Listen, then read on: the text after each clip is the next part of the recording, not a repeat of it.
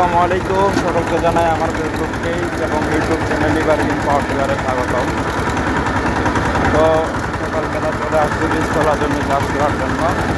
এই জমিগুলোতে বীজতলা তৈরি করা হবে। অসাধারণ একটি পরিবেশের মধ্যে চাষ করতেছি, ভালোই লাগছে চাষ করতে। কারণ যখন পরিবেশ ঠান্ডা এবং ভালো থাকে তখন চাষ করতেও আরাম এবং ভালো লাগে। কারণ হচ্ছে যে শরীর ও মন দুটো ঠান্ডা থাকে একদম, আর পরিবেশটাও ঠান্ডাই, সব মিলিয়েই ভালো লাগছে সকালবেলা তার মধ্যে। তো এই জমিটায় চাষ শেষ করেই বাসায় চলে যাব। বাসার ওই পাশে আমার বাসার সাথেই দুটো জমি আছে, ওই জমিগুলো চাষ করব।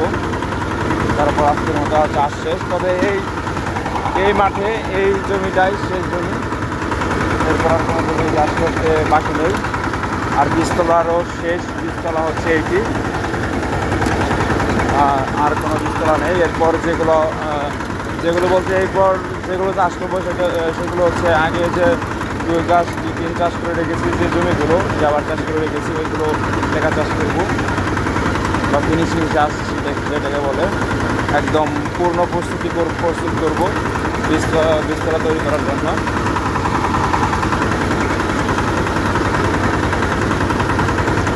তো জানাবেন কোন কোন এলাকায় বীজতলা চাষ চলছে বা ধান রোপণ বা কোন কার্যক্রম চলছে কোন এলাকায়, তারপরে অবশ্যই কমেন্ট করে জানাবেন।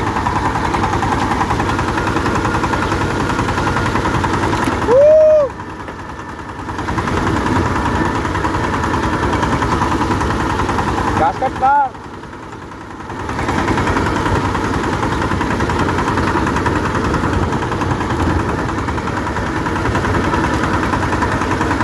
তো আসলে জমির মাটি অনেক শক্ত হয়ে বলা চলে। এই মাঠের যেগুলো জমি আছে, এই ম্যাক্সিমাম জমির মাটিগুলি অনেক শক্ত, যার কারণে আর কি ব্লেডে কাটতে অনেক অসুবিধা হয়। অসুবিধা কিছুই যায়, কিন্তু ইঞ্জিনের যে একটা আলাদা প্রেশার, সেই আলাদা প্রেশারটা আর কি লাগে। ইঞ্জিনে হয়তো পাওয়ার বেশি দেওয়া লাগে, না হয় একটু লোডে পড়ে যায়। তো পাওয়ার একটু বেশি দিয়ে চাষ করতেছি, কিছু করার নেই। কারণ জমির মাটি প্রচণ্ড শক্ত। এখন আজকে বৃষ্টি হয়েছে, সেজন্য মাঠে গরু কম। তারপরেও দেখুন এই পাশে গরু আছে, তার পাশে 4টা, এখানে দেখুন এই দেখতে 6টা। তো এই গরু মাঠে এরকম মাঠে দিলেই কী হয়, জমির মাটি গরু পারে একদিন মানে চলাফেরা করে একদম শক্ত করে ফেলে। তো এই জমি কাটা এই জমির মাটিটা কাটা অনেক কষ্টসাধ্য বলা চলে। তো যারা চাষ করেন তারা অবশ্যই বোঝেন বিষয়টা, আমি কী বোঝাতে চাচ্ছি। দেখুন, দ্বিতীয় চাষ কিন্তু করতেছি, তবুও 2 নাম্বার গিয়ারে দিয়ে চাষ করতেছি। কেন? এই জমির মাটি শুধু শক্ত হওয়ার কারণে। তো এটা যারা জমির মালিক আছে, আপনারা একটু চেষ্টা করবেন যে কেউ যেন আপনাদের জমিতে গরু না বাঁধে। গরু বাঁধলে জমি অনেক শক্ত হয়ে যায়, মাটি কাটতে আমাদেরও অসুবিধা হয়, আপনাদেরও অসুবিধা কোনটা সেটা হচ্ছে আমি বলে দিই। আপনাদের জমির মাটি এরকম যতই টাকা চাষ করি না কেন, হচ্ছে এরকম গোটা থাকবে, এরকম বড় বড় খণ্ড হয়ে থাকবে। তো ওইটা আপনারা কখনোই গ্রহণ করবেন না, ওই টাকা চাষ কখনোই আপনারা গ্রহণ করবেন না, যার কারণে আমাদের উপরে একটা ইফেক্ট পড়ে যায়। আমাদের দেখা গেছে 2-3টা চাষ বেশি লাগে। তো আপনারা এটার প্রতিকার করবেন, জমিতে গরু বাঁধতে দিবেন না। তা আপনারাও সুন্দর করে চাষটা বুঝে নিতে পারবেন, আমরাও সুন্দর করে চাষটা করে দিতে পারবো। তো চাষ শেষ, আরেকটি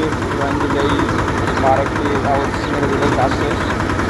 এরপরে চলে যাব সেটা বাড়ি চলে গিয়ে খাবার খেয়ে সকালবেলার ইনশাআল্লাহ আবার যদি জমি আছে ওই জমি চাষ করে তারপরে আবার আজকের মতো চাষ শেষ করে বাড়িতে চলে আসবো, বাড়িতে দেবো, সংরক্ষণ করে দেবো।